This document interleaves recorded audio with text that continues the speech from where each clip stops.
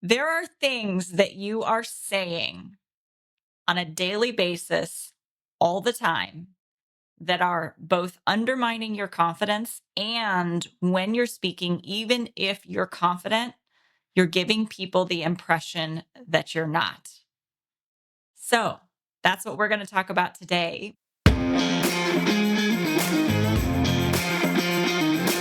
Hey, you leader, entrepreneur, business owner, solopreneur, whatever you call yourself, we know you're a visionary business builder, wealth seeker looking to combine a passion for doing good with leading consciously. It's time to shift from a traditional focus of pure wealth accumulation to one that integrates well-being and fulfillment. You're here for a purpose, and it's time to shine your light. So here we go.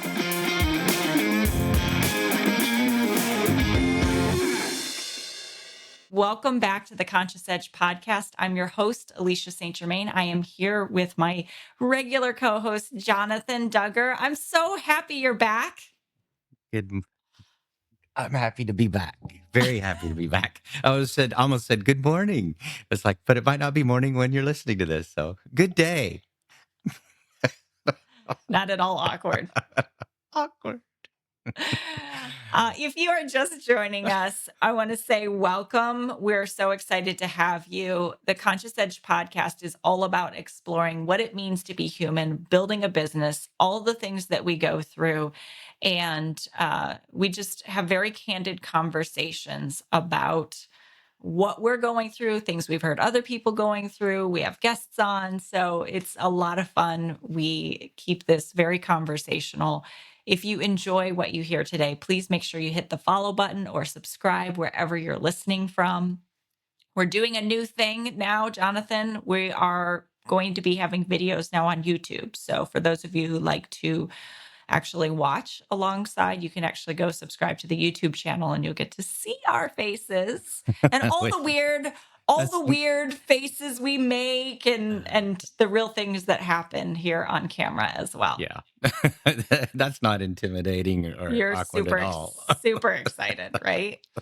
So, if you don't know us, I have a company, The Conscious Edge, that I created to help women entrepreneurs work through the mindset, the hidden things that get in their way and keep them from success when they realize that they've created a certain level of success and they know that now they are the biggest block to what's next. They have the strategy, they have gone out, done business, but now they're hit a plateau. That's the kind of work that I do. Jonathan, in case people don't know you, please let them know a little bit about what you do. I'm a consulting psychologist and I have my own consulting practice and work in a lot of corporate settings and with individuals, um, focusing on increasing performance and productivity, effectiveness, efficiency. I also do a lot of training around subjects related to communication, to Mhm. um, um, strategy and implementation, leadership, things like that. But my other part of my world is I work in holistic health and wellness and work with groups and individuals on how to live a balanced life, how to live Yeah. in a holistic fashion where we give attention and credence in a mindful way to all of those facets of ourselves and our worlds that impact us as individuals and impact our planet and our relationships. Love it. Yeah, we're very aligned in the way that we think about and approach life and business, and so we have a lot of fun doing this podcast. So I told you there are things that you are saying that are undermining your confidence and giving others the impression that you are not confident. And here is the reality. A few weeks ago, I recorded a podcast by myself and I wasn't feeling up to it. Like I didn't want to do it. And so I essentially did an entire podcast about showing up, doing the reps, how you show up even when you don't want to. And I noticed that I was doing something over and over again during the podcast. I did it 3 times. Now you're going to want to go back and listen to the podcast. I did it 3 times. I kept using the word actually. And I was doing it in the context of any workshops, coaching, training. I said, I actually have a company. I actually am doing a workshop next week. And I was actually coaching last week in another community. So 3 times I said the word, and it was always in the context of training. And I thought, well, that's very fascinating because as a coach, I don't know, I'm sure you do this. You're trained in neuro linguistic programming and you listen to people's language all the time. Mhm. You We pay attention to what you say. Yeah. And so And I how pay it and and how how it you makes us feel. What's the yeah. response from it? What's the, reaction or action from it? So, yeah, So, and I pay absolutely. attention to what I say because I Mhm. find that my words that I use at different points in my life are windows into what my unconscious is making things mean and big assumptions I might be holding, which if you don't know what a big assumption is, it's basically a set of rules that your brain made up in the unconscious about the way the world works and how you exist in it, and it causes you to act accordingly based on feelings. Exactly. So we want to talk about that today. So you are you have a lot of experience with this, Jonathan. So when you have someone you're coaching and they say things, how like what kinds of things do they say? Well, let's take it even bigger picture first. So, there's a lot of solid research behind the concepts that the words we use and the language that we use, even if it's intended for someone else, an individual, an audience, that language also impacts you. So it's basically the messages or the words, the language you use for yourself. So you've got to think of that too. It's like, where is this coming from? Like you said, is unconsciously driven, but it's also what does it do to you when you say things in a certain way or you use certain language? So there are a lot of things now in corporate culture and everyday life that we use. And one of mine that I tend to over focus on sometimes because it's used so rampantly. I think that's a word in our culture are variations of the word honestly. Mm, Honestly, and actually that is actually a variation of an honestly. mhm, So those words are called, or those phrases, those terms are called qualifiers. So mhm, honestly, or to be honest with you, or if I'm honest with you. So that one that's a NLP practitioner's playground, that one particular one, because that's been coached on probably more than any other single word or variation of word, simply because, and especially in sales settings, when you say, well, honestly, da da da da, that negates truthfulness and honesty of anything else you've said. You're basically saying, well, I've been dishonest up to this point, but now I'm going to be honest with you about this thing. Now, even though that's not in the literal, that's not said, hasn't been said, but the response, the reactivity to that is the unconscious reactivity to that is, okay, they must be hiding something. There must be deception going on. So why do we say things like that? Why would we do that? Why were you saying actually? Where was that coming from? yeah, and I thought about that, and I know that there was a lot happening that particular week. I was going through some things, and uh, it's we all have self doubt, right? So it's Hmm. self doubt, 100%, and Absolutely. I think it's hard for people sometimes to admit that they have self doubt, but we all use those words. I hear them. It's very rarely that I don't hear someone has some version of a word that is a qualifier. And so at that moment, I was unsure of the content that I was creating, the podcast that I was creating, which incidentally, hilarious. That podcast I put out, people listened, and I've had more emails and reach outs about how much that was needed and how much that was what they loved it, wanted to hear it, "Thank you for saying that. That was what I needed today." And I was like, that was literally me just being real. And literally. Literally. But you used it right. I'll get to that one in a minute. I'll get to that one. And I was just being real with people. But in that moment, I was definitely questioning, what am I doing this for? Why am I putting myself through the ringer? I remember that week thinking, do I even want to do this business? I think I even said that on the podcast. It's like I was questioning, do I even want to do this business? Why am I doing this? What is this for?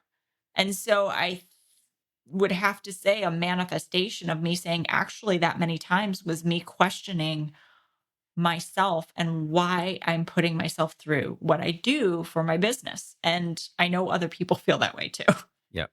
So there's an interesting thing too with people that are wired like you and I are, where we have a lot of sort of empathic process that goes on behind the scenes all the time.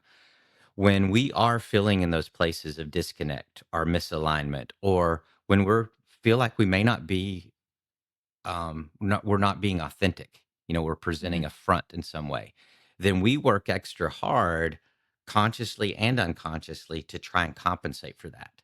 And one of the compensations comes through in language sometimes. So we'll use things to try and reinforce the fact that we're legitimate, or that Mm, we are being honest, or that we really care.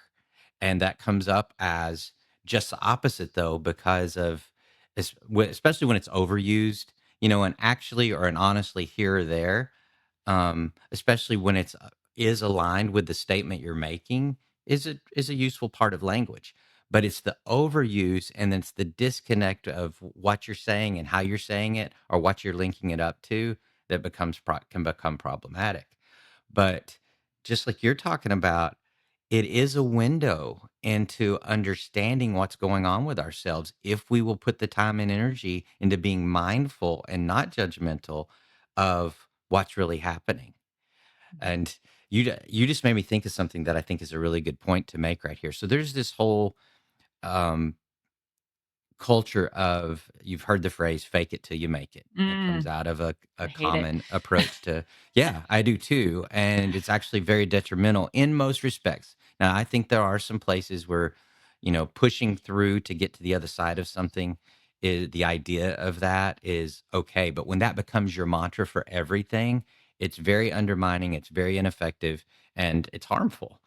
But the idea of doing something because it needs to be done, not just because of how you feel in that moment, is important, as long as it's followed up with understanding where the disconnect is. Like, you ask some hard questions of yourself. Is this something I really want to be doing? Am I losing my passion for this? Am I losing my drive for this? Or do I just feel crappy today? You I know? just needed some sleep, is what it Exactly, ultimately. exactly. For me, a lot of times, I need to eat. I Yeah. forgot to eat, and no, the world is not ending. I just need to eat. For those of you who don't know, I literally carry snacks in my purse. For me. For Jonathan, if we are traveling or training together or whatever it is, and I know that his blood sugar gets low, I have asked in restaurants while we're waiting to be seated, like, can I get a bread basket? Because this guy's going to end up on the floor. We're gonna have a meltdown right here. Fortunately, I don't usually get hangry, Yeah. but I just lose it. I just kind of disappear. Yep. So So yes, it's asking those hard questions. I don't think any I had a conversation with my son the other day about who we are in the public eye, and then there's who we are behind closed doors. And it came from my daughter. They had laundry that I had folded, and my daughter went, grabbed her laundry, went upstairs to go put it away. He saw her do that. And so he went and grabbed his laundry to go put it away. Number one, I was thinking, oh my gosh, awesome leadership, Neela. Great job. Number two, I was thinking, great for him to I knew he didn't want to do it, but he's like, I'm gonna do the right thing. And later on, I found the basket shoved in his closet.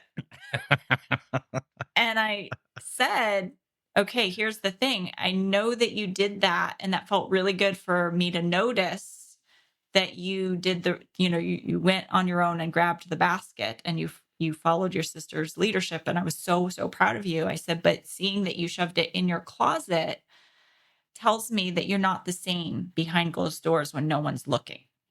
And it's when you have the same when you're the same when no one's watching as you are when everyone's watching.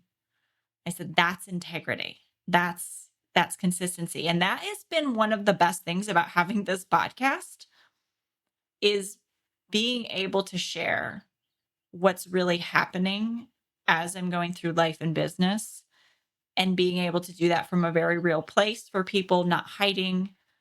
Um it's really increased my I don't know what I'd call that, self-esteem, whatever it is, Self-awareness too, I would say. self-awareness, all of it. I don't even know what to call it, but I was just really thinking about how when people can get to a point where they're the same in all areas of their life, you have so much more courage because people already know, like, what is someone going to do to hurt me? That they know I've screamed at someone in a parking lot. They know I've, you know, had some had some things I'm not proud of. And so it takes away any power anyone has when you own all the parts of yourself. Mhm. And So, that's and I have a little summary at the end of this about, ways we make some changes, some positive changes, and one of the key factors is this idea of authenticity, like owning when you're unsure, owning when you're uncertain, owning when you don't feel well. And again, that doesn't mean that you don't do something that needs to be done, but owning it and being aware of it and without judgment in a mindful way and say, in this context, this is how I feel right now. And these are the things I'm capable of right now. And this is how I have to say things in order to get to the other end of this while I'm feeling like this. It's staying honest with yourself and honest with others. And that is something that's actually come out of this podcast that I knew that where there would be a lot of self-discovery and that you and I would explore some things that we were hoping would land for other people, but it was also about our own growth too. And that's been profound after a year of doing this. So, mhm. very good, very uh, welcomed and unforeseen consequence, I guess, of. Yeah. Yeah, no, it's really interesting. I definitely was feeling vulnerable that week. The other word that I would put up is that when I was feeling vulnerable, Mhm. uh, and so using actually uh, was somehow linked to that. I don't know exactly how that was linked, but definitely that was Well, something that was coming up as well. I tried to summarize kind of what I thought were areas where qualifiers were likely to arise. Hmm. So I'll just read through that list because you're speaking to several of those actually. Actually, oh, now I'm doing it. Um, so one of them that we don't always think about, but is very common, especially in corporate settings where there is maybe a discrepancy between skill levels or experience levels or age gaps, is we're trying to seek validation that we are competent. So we're using qualifiers in order to elicit feedback. So sometimes we might make a statement like, well, I'm not an expert in this area, but because we're unconsciously seeking somebody to say, oh, you know this job, you know this, you've got this. We're looking for some validation. Or we might be trying to avoid negativity. So insecure individuals, they might use qualifiers to try and limit the risk of a negative response.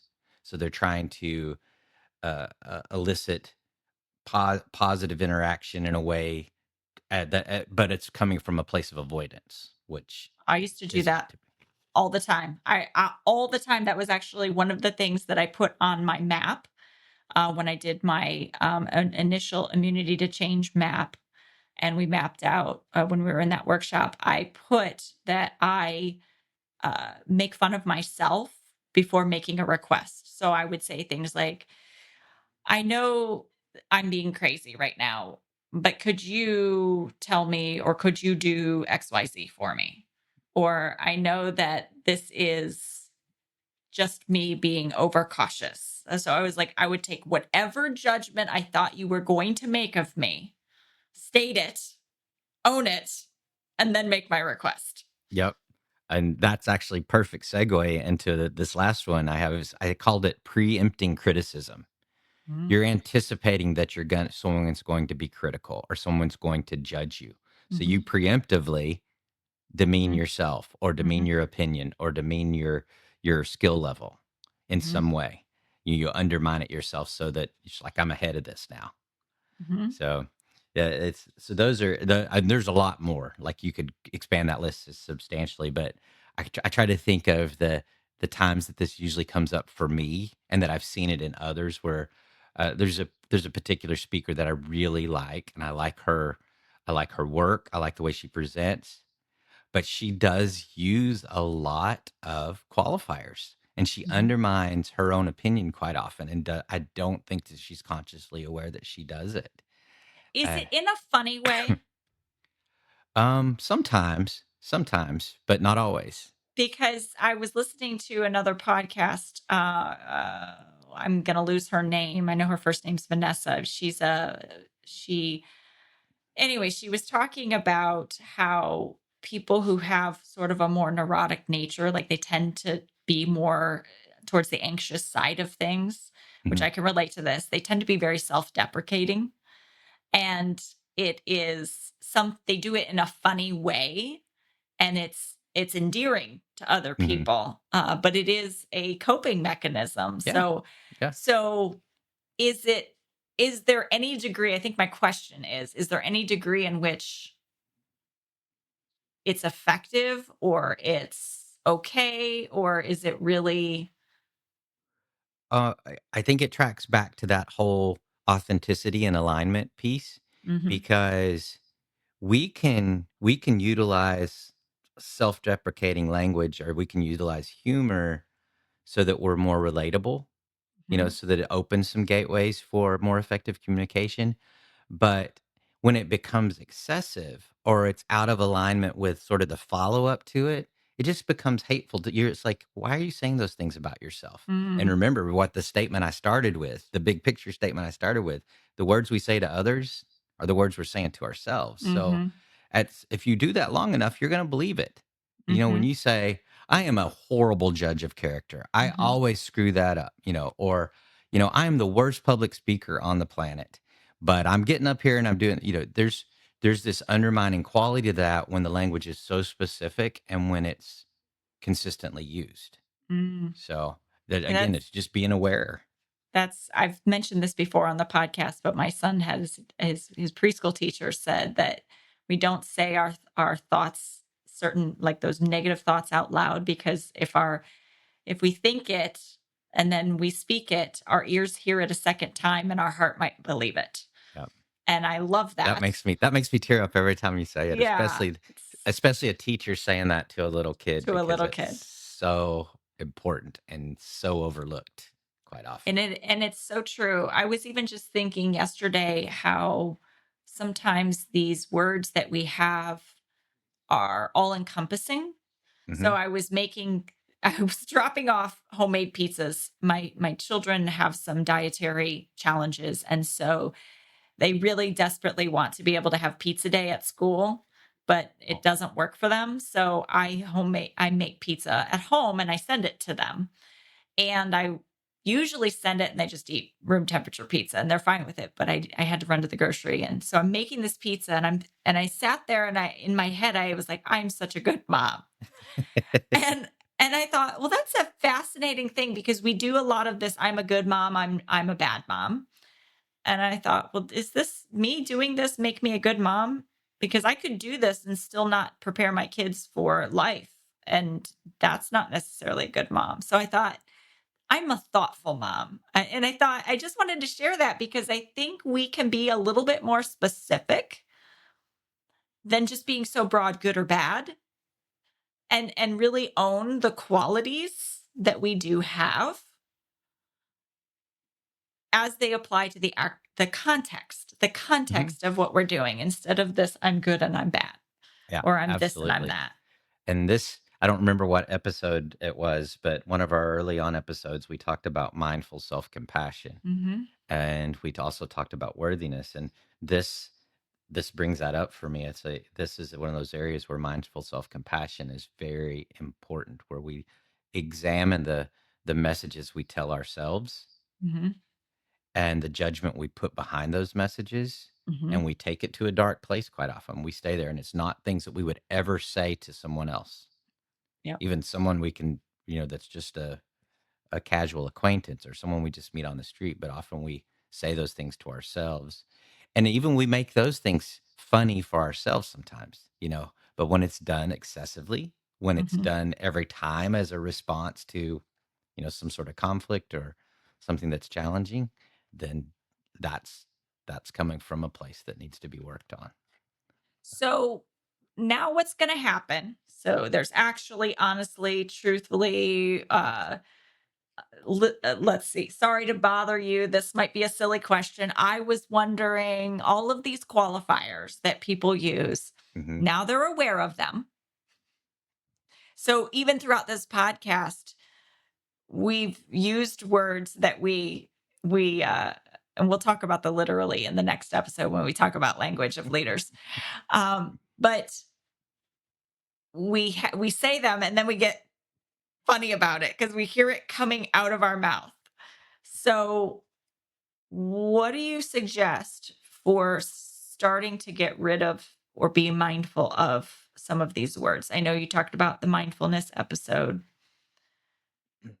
Um, so let's start there then with mindfulness. So practice of mindfulness it is a practice. It is something that takes some effort and work and attention. The idea is when we're using it with language is that we pay attention to the words that we say and stay curious about where did that come from, or what's a different way to say that, um, and start practicing supplementing other words, taking words out of our vocabulary for the most part, or making sure words align with the intent, Mhm. so that we have an understanding of why it's being used and what the intention behind it is. So I just said that mindfulness practice around language. Uh, the more you practice too, the more you become aware. Like I have this, and I'm a constant practice of mindfulness, so I'm still always working on incorporating that in my day to day. But I have started to get to the place where I feel a word coming up, like I feel that word about to happen, and that doesn't mean I always stop it or change it. It still happens sometimes, but it's like now I have this awareness that word's about to happen. Mhm. And sometimes if you're watching the video, even if you were to go back and if you were to watch the video of this podcast, if you're not watching it, there are moments I know I've opened my mouth and I've started to mouth a word that I planned that I was going to say Hmm. and then picked a different word. So you'll see like our mouth Yeah. start to mouth it. The sound hasn't come out yet. And then we're changing. Well, and that just made me think now that you guys can actually see us, you're going to see me playing with my face a lot, because I actually have to give myself kinesthetic cues to shut up sometimes or to be thoughtful of what's about to come out my. So I will literally, and I'm using that effectively Appropriately. and appropriately, We're I will seeding for the literally next episode, by the way. Literally, we're going to talk about literally. I literally hold my face shut or hold my mouth shut, or you know, pull on my chin hair to remind me that this is an important thing that's coming out. It's those kind of kinesthetic cues. And a lot of entrepreneurs are very kinesthetic, and we need to learn those mechanisms that help us, kind of balance the scales. So, um, the other thing that just occurred to me is, there's so monitoring language, there's some words that or some phrases I've specifically worked on, and one of them is "I can't," because "I can't" is an undermine. It's a qualifier, but it also undermines your control. You're sacrificing your own control of any given situation when you use the phrase "I can't." And so when I say I can't understand how you would say something like that, first of all, it's not true.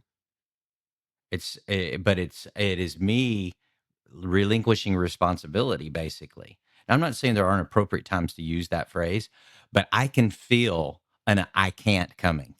Like, I can feel when I'm about to "I can't." And now I've, because I know it's coming, instead of trying to avoid saying it, I will give this little monologue about "I can't." It's like, well, I started to say "I can't," but I know I can. I just have to do something different. And in order to do that, I've got to better understand your perspective or whatever it is. So you take something that could be a perceived negative and that may be challenging for you, and you turn it into an opportunity to increase your capacity for dialogue, to increase your capacity for understanding. So you might turn it into a question, but being, for me at least, acknowledging and even saying it, but saying it in a different way. It's like, uh oh, I was going to, "I can't" you. Yeah, But just now gonna I I'm can't you. My mom always used to say there's no such word as can't. It's like, oh, I assure you there is, but that's not what my teacher said. Yeah.